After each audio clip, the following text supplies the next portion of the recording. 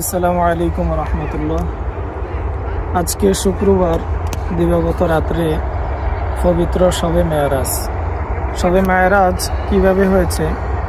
আল্লাহ তাআলা কোরআনের মধ্যে বলছেন, সুবহানাল্লাযী আসরা বিআবদিহি লাইলাম মিনাল মাসজিদিল হারামি ইলাল মাসজিদিল আকসা। আমি আমার বান্দাকে মসজিদে হারাম থেকে মসজিদে আকসা পর্যন্ত ভ্রমণ করাইছি।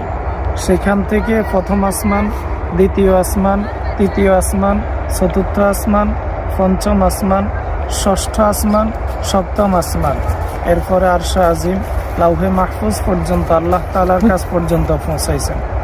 এই রাতেই আল্লাহ তাআলা তিনার বান্দাকে সবে মেয়ারাজ করিয়েছেন, ভ্রমণ করাইছেন।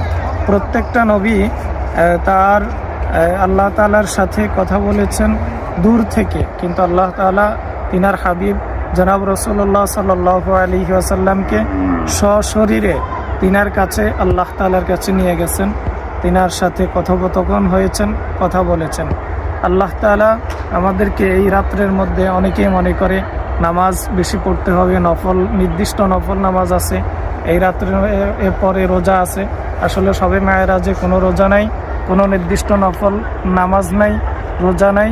আমরা যে যার মতো করে নামাজ পড়ব, বেশি বেশি করে আল্লাহ তাআলার কাছে ক্ষমা প্রার্থনা করব ইনশাআল্লাহ।